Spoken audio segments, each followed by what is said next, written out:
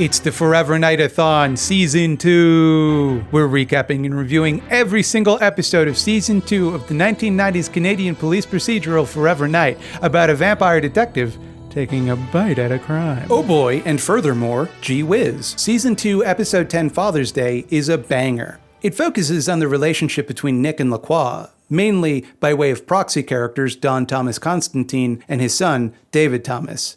As his extremely mafia name and title suggest, Don Thomas is the head of an organized crime family, and he's like 1,000,000 years old and ready to retire and die already. And he would have retired and died a long time ago, but his sons keep beating him to it. This Butterfingers over here keeps losing all his sons, and David is the only one he's got left. Gotta hold on to that last remaining boy. David doesn't want to be a mafia don. He wants to be a normal guy who does normal stuff, so he makes plans to escape the life. Now, the thing about the mafia is that they don't like it when you don't do the stuff they say. So Don Thomas pulls out all the stops trying to track down his son and force him at gunpoint to become leader of the mob. Speaking of Dons, Donald Skanky is working on some kind of school project for his daughter where he, not she, is meant to define what being a father means, and he's really struggling with it, and he should be struggling with it. It doesn't make sense that he's the one doing it. He is an adult. Why is he given homework? Nick thinks back on his troubled history with his own father, or should I say, his daddy. Because it's not his real father, obviously, it's LaCroix. In the flashbacks this episode, Nick remembers his first attempt to escape from LaCroix's control, and how frightening and powerful LaCroix seemed. Nick still resents LaCroix trying to possess and control him, for some reason, while LaCroix bitches on the radio about how he resents Nick for not appreciating him enough. Every parent wants something in return. Love. Loyalty. Nothing is free. And again, I'm forced to ask, is this LaCroix's job? Do people like the show that he does? Do people listen to the Nightcrawler? Do advertisers like it? Does LaCroix have to do ad reads? If Forever Knight took place today, would this be a podcast? Would LaCroix go on Joe Rogan? Has LaCroix ever done DMT? I digress. Nick finds David and tries to take it upon himself to help him escape to life, projecting his own feelings onto him. If you think about it, being a mafia don is a lot like being a vampire. Both are violent. There are probably other similarities. Already we have a pretty solid premise for an episode. Already this is interesting, but we're talking Forever Knight, baby. They're not going to half do this. See, it turns out, in the flashback when Nick tried to escape LaCroix, he did so with Don Thomas's help. That's why it's so important that they stressed that Don Thomas is extremely old. He knew Nick a long time ago. Don Thomas knows all about vampires, and part of his crime empire is funded by vampire smuggling. So when Nick asked Jeanette for help, she was like, all right, yeah, I know a guy who maybe can help. In the present, Nick meets with Thomas, hoping to persuade him to let David go. And Thomas recognizes him. He sees he now has vampire problems, which require vampire solutions. Luckily, he happens to know another vampire who owes him a favor. Because when he smuggled Nick, he was then confronted by LaCroix.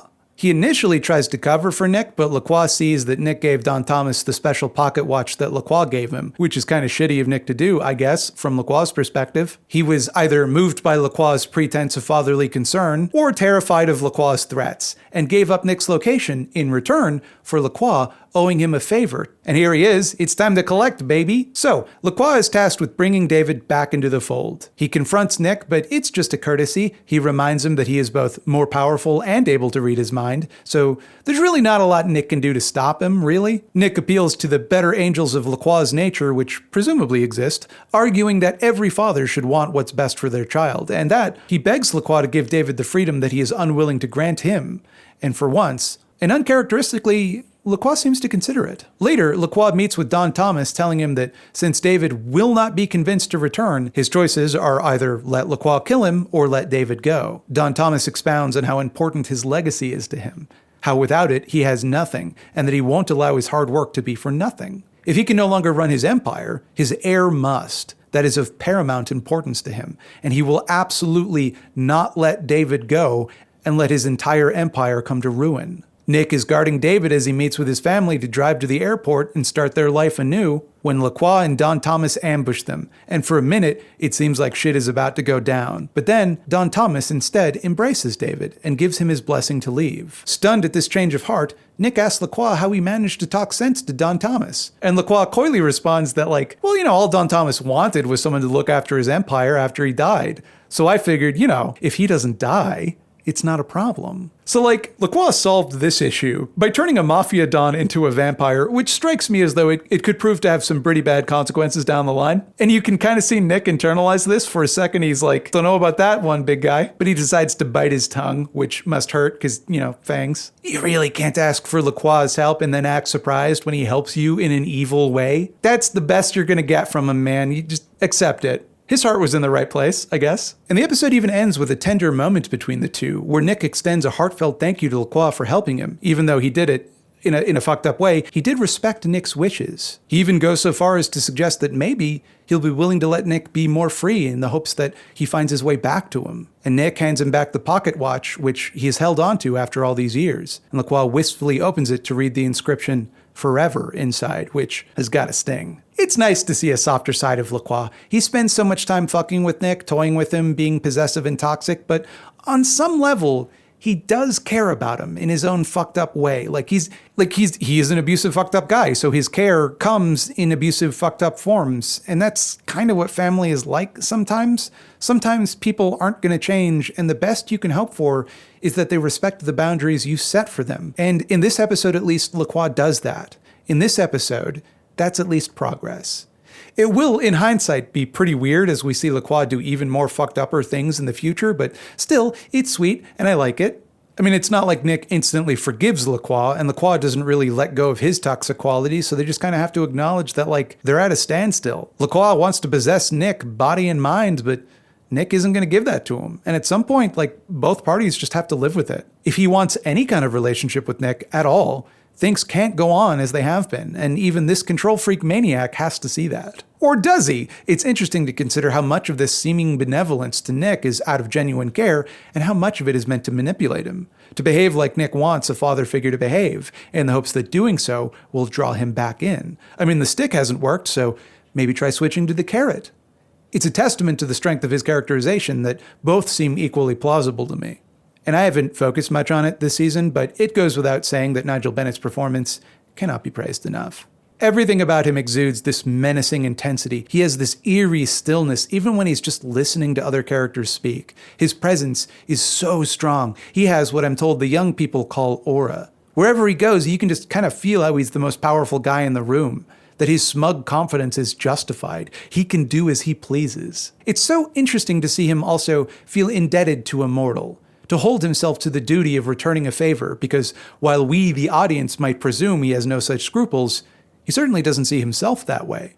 He sees himself as a superior being, and it therefore follows that he would value things like honesty and integrity, even when dealing with his lessers, because that's how a superior being would behave after all. He's going to follow the rules if and when he sets the rules. He won't make a promise to get what he wants and then abandon it, not intentionally anyway, because he'd be going against his own word. It's too important to him that his word is considered the final say in the matter. And besides, it's not like anything he promises would be difficult for him. Nothing is. In short, this episode is extremely LaCroix-pilled and is thus magnificent. I give it 5 LaCroix out of 5. I look forward to all the different ways that Premiere Pro is going to auto-caption the word LaCroix.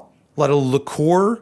Looking forward to that. That's going to be fun. Tomorrow, the main suspect in a string of murders is a war criminal that Nick recognizes from a past life. I want to give a special thank you to my web puppets over on Patreon. We've got Wolfman Jack, Cooper Holmes, Joe McClory, Liz Widow, C.H. Phillips, Gideon, David Kaler, and Andrew Roger.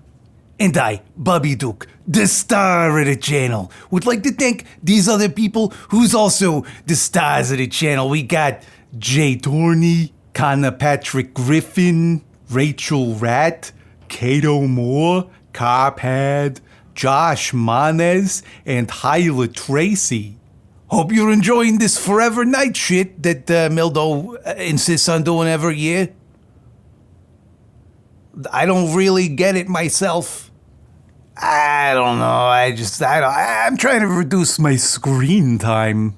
That's just me, though, you know? Like, who cares about some show from the 90s nobody's ever heard of?